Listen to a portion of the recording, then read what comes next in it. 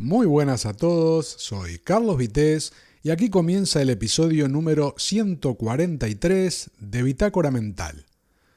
Desde el inicio de los tiempos, siempre ha habido gente que ha sabido trabajar, ¿verdad? Y han tenido sus recompensas a nivel empresarial.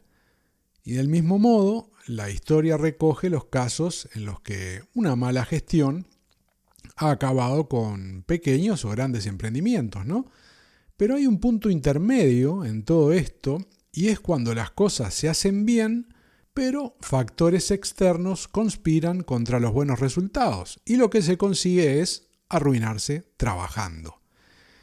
Y a ti que estás escuchando este episodio, puede que estas últimas palabras te suenen porque quizás sepas de algún caso de los miles que han ocurrido en los últimos 2 años y uno de esos lo he conocido hace algunas horas, al leer en redes sociales un mensaje publicado por los dueños de un restaurante de mi barrio en el que comunicaban a los que hemos sido clientes durante años la mala noticia de que cierran el establecimiento en unos días, a fin de este mes, ¿no? Al no poder ni siquiera traspasarlo, que era lo que al menos querían hacer, ¿no? ¿Los motivos? Bueno, obviamente no va a ser sorpresa para nadie, ¿no? Un aumento descomunal de la factura de la luz, también la del gas y tantos otros gastos como alquiler, sueldos, impuestos y muchos etcétera, ¿no? Rematados con la subida últimamente absolutamente desorbitada de materias primas que necesariamente hay que afrontar cada día para que cuando estás sentado a la mesa un camarero pueda servirte aquello que has pedido, ¿no? Trasladar al cliente el coste de todos esos aumentos, comentaban que era absolutamente inviable, ¿no? Por tanto, crónica de una muerte anunciada, como le está ocurriendo ahora mismo a infinidad de personas, comercios, servicios y empresas de toda envergadura, porque los tiempos que corren son tan inusitados como incomprensible la velocidad de reacción de la clase política española, y más específicamente el gobierno, ¿no? Responsable directo del rumbo que toma o deja de tomar cualquier país.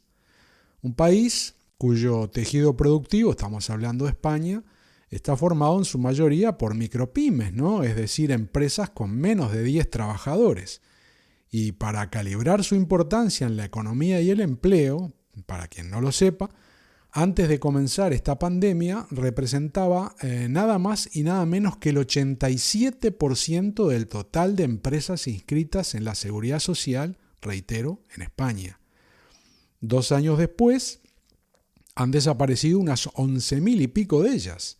Pero lo más preocupante no es ya esa cifra que es muy preocupante, ¿no? Sino los datos que pueden arrojar las estadísticas al cierre de este año 2022, donde parece que hemos entrado en la tormenta perfecta que nadie soñó encontrarse alguna vez al embarcarse en este viaje de la vida y el trabajo. Porque comenzando por la pandemia, pasando por el confinamiento con el cierre de comercios y empresas, la consiguiente bajada del consumo, bueno, y 1000 problemas más, las cosas comenzaron a torcerse de forma importante, ¿no? Y muchos naufragaron en esas aguas turbulentas. Pero cuando nos decían que regresaban las sonrisas, resulta que entre la subida desmesurada de los costes de la energía, un IPC disparado, la guerra de Ucrania y, bueno, finalmente la explosión del problema a través de los paros en el transporte de mercaderías, nos están llevando a lo más alto de una ola en medio de esa tormenta perfecta y ya se sabe lo que ocurre en estos casos, ¿no? Muchos no consiguen remontarla, para otros el destino está sellado en el golpe posterior al caer al vacío, y finalmente están aquellos que logran surfearla pasándolas de Caín, quedando luego expuestos a su suerte, bueno, en espera de la próxima embestida. Es absolutamente inconcebible que un país con casi un 90% de empresas con menos de 10 trabajadores, de las que han desaparecido más de 8.000 que solo tenían 1 o 2 empleados, me refiero a los 2 últimos años, ¿no? Los tiempos del gobierno sean los que son.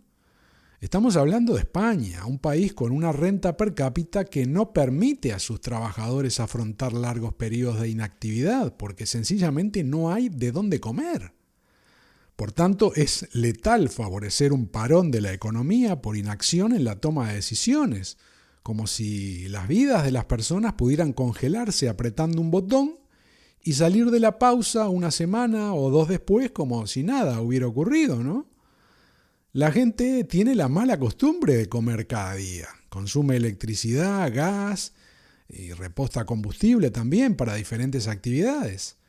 Y del mismo modo, cada jornada genera gastos por impuestos, sueldos, alquileres, etcétera, etcétera, ¿no? Que tienen que afrontarse con los ingresos conseguidos, por lo que cuando algo es tan evidentemente desastroso como los precios de la energía y los combustibles, que repercuten directamente en la inflación y la destrucción instantánea y directa de la economía, no es posible actuar como si se viviera en la época de las vacas gordas, ¿no? O que la renta per cápita española fuera la de oligarcas de otras latitudes. Creo que me estás entendiendo. ¿Cuántos bares, restaurantes y 1000 tipos de comercios y servicios como el de mi barrio que acabo de comentarte habrán cerrado en los últimos 2 años? ¿Cuántos estarán cerrando ahora mismo? Mientras la clase política tiene asegurado su plato caliente y los que hacen ayuno involuntario son los que les están pagando el sueldo. Son tiempos para estar a la altura y me temo que una vez más quienes se llenan la boca diciendo que no van a dejar a nadie atrás, igual que todos los políticos van a piñón fijo con lo suyo, ¿no? Mientras el resto de ciudadanos corren detrás cada vez a más distancia, como si pudieran acercarse a los que creen ellos son los salvadores del universo, cuando estos casi siempre han demostrado más aptitud para conspirar contra él. Deberíamos sentir vergüenza de nuestros representantes políticos, ya que ellos no son capaces, pero ni de la menor autocrítica. Y creo que va siendo hora de aprender de una vez que con ideología y promesas no se come. Se come con gestión y trabajo. Pero ya lo dice el dicho, el que por su culpa muere, nadie le llore. Soy Carlos Vitéz y hasta aquí el episodio número 143 de Bitácora Mental. Gracias por escuchar, gracias por tu tiempo y te espero en el próximo. Chao.